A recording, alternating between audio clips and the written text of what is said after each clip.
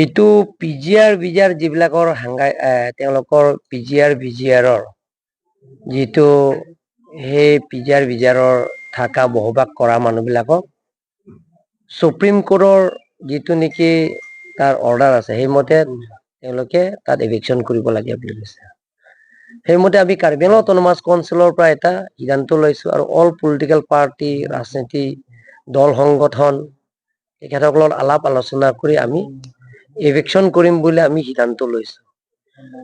সিদ্ধান্ত মতে আমি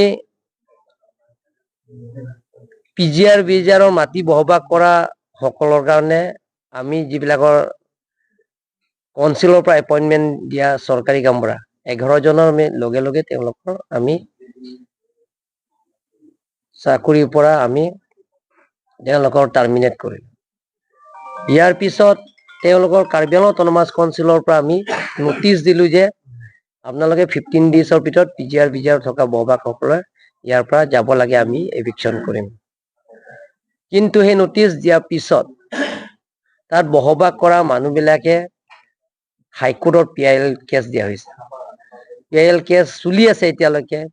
PIL কেছ দিয়াৰ পিছত আমিও লাগি আছো কেছ জিকিবৰ কাৰণে, কিন্তু কেছটো এতিয়ালৈকে চলি আছে। PIL case contempt of court act 1971 under section 12 মতে আমি যদি এভিকশ্যন কৰিবলৈ হলে আমি ওটা পানিশমেন্ট পাম, আৰু সেইটো কোৰ্ট কেছ চলি থকা সময়তো এভিকশ্যনটো কৰিব নোৱাৰে। সেইকাৰণে তেওঁলোকে যে হাংগাই ষ্ট্ৰাইক কৰিছে, হাংগাই ষ্ট্ৰাইক কৰি আমি আপত্তি কৰা নাই, কিন্তু আমি কৈছো যে আলাপ আলোচনাৰ মাজতে সমস্যাটো সমাধান কৰিব পাৰিম। কিন্তু তেখেতসকলক ৰিটাৰ্ণ দিব লাগে বুলি কৈছে। ৰিটাৰ্ণো আমি দিছো কাৰ্বি আংলং অটোনমাস কাউন্সিলৰ পৰা। ৰিটাৰ্ণ দিছো প্ৰিন্সিপাল ছেক্ৰেটাৰীৰ জৰিয়তে মই প্ৰেৰণ কৰিছো যে আলোচনা কৰিম, আপোনালোকে আহক। আজি ডেটটো ঠিক কৰাইছে, আজি 4 বাজি। আজি 4 বাজি তেওঁলোকৰ লগত আলোচনা কৰা আজি সিদ্ধান্ত লৈছো কাউন্সিল কনফাৰেন্স ৰুমত, কিন্তু তেওঁলোকৰ অহা নাই। যোৱাকালি তেওঁলোকৰ কেইজনমান ধাৰণা পাৰ্টি তেওঁলোকৰ আৰক্ষীয়ে ট্ৰিটমেন্টৰ কাৰণে তেওঁলোকে গুৱাহাটী লৈ গৈছে চিকিৎসাৰ কাৰণে। গুৱাহাটী এৰেষ্ট নহয়, গুৱাহাটী মেডিকেল কলেজত লৈ গৈছে। তেওঁলোকৰ স্বাস্থ্য ফাৰ্ডাৰ ট্ৰিটমেন্টৰ কাৰণে তেওঁলোকে লৈ গৈছে।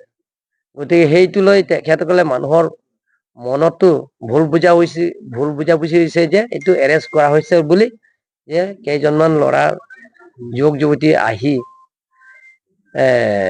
তেওঁলোকে মোৰ ঘৰলৈকে তেওঁলোকে টাৰ্গেট কৰিলে। মইতো আজি এপিল কৰিছো যে স্থায়ী শান্তি হওক, আলাপ আলোচনাৰ মাজতে সমস্যাবিলাক সমাধান কৰিব পাৰিম। সদায় মই কৈ থাকো যিকোনো সমস্যা আমি আলাপ আলোচনাৰ মাজতে সমস্যাটো সমাধান কৰিম। ঘৰটো নাই মোৰ, মানে দেউতা আছে তাতে। দেউতাটো ট্ৰিটমেন্টৰ কাৰণে গুৱাহাটীতে আছে। ঘৰত কোনো নাই, কাম কৰা কেইজনমান আছে। তাৰপিছত গাঁৱৰ মানুহ বিলাকৰ আহিছে, গাঁৱৰ পৰিয়ালবিলাক প্ৰায় 200-300 জন মান পৰিয়ালবিলাক আহিছে, আহি বাধাও দিছে। কিন্তু তেওঁলোকৰ তাৰ পাথৰ লৈ আনিছে, তাৰপিছত আকৌ পেট্ৰল লৈ আনিছে, তাৰপিছত ঘৰটো জ্বলাই দিছে। এটা ঘৰটো আছে নেকি, 2টা ঘৰটো জ্বলাইছে। যিবিলাকৰ ড্ৰাইভাৰ চিকিউৰিটি বিলাক থকা ঘৰটো জ্বলাই দিছে। আপুনি আজি কোকাৰ পৰা আহি আছো যে আজি 4 বাজি আলোচনা কৰা কথা কাৰণে মই আজি আহি আছো। ইয়াত 4 বাজি আগতে মই পাইছো, কিন্তু ইয়াত ঘটনাটো ৰাস্তাতে মই শুনিছো। তাৰমানে আৰক্ষীয়ে মানে কালি একো ভুল বুজাবুজি নোহোৱা হলে বা এৰেষ্ট কৰা বুলি যিটো ওলালে ৰাতিপুৱাৰ পৰা, সেইটো নোহোৱা হলে চাগে নহলে আৰক্ষীয়েও নজনালে নেকি, তেওঁলোকৰ প্ৰশাসনে অলপ লেপছ কৰিছে বুলি ভাবি দিলে? নহয়, তেখেতসকল আৰক্ষীয়ে ট্ৰিটমেন্ট কাৰণে আপোনালোকক লৈ যাম বুলি লৈ গৈছে, এৰেষ্ট নহয়। আৰু এইটো কোৱা হৈছে, আৰু তেওঁলোকৰ যিবিলাকৰ আন্দোলন APSLC লিডাৰৰ তেওঁলোকক বুজাইছে, আংটং দি সেই সময় আছে বুলি কৈছে যে এৰেষ্ট নহয়, ট্ৰিটমেন্টৰ কাৰণে গুৱাহাটী লৈ গৈছে। আৰু খেৰণিৰ পৰা 3খনমান গাড়ী টাটা মোবাইলত আপোনাৰ ঘৰলৈ খেৰণিৰ পৰা গৈছে। পুলিচ মানে যেনেকুৱাকে থাকিব লাগিছিল পৰ্যাপ্ত নাথাকাৰ কাৰণে হল বুলি ভাবিছো। গতিকে এইটো মই ক'ব নোৱাৰো, মইতো তাত ঠাইত নাই। গতিকে এতিয়াতো যি ঘটনা হৈছে, গতিকে মই ৰাইজক অনুৰোধ কৰিব বিচাৰো যাতে এনেকা ঘটনা কাৰ্বি আংলং নহয়।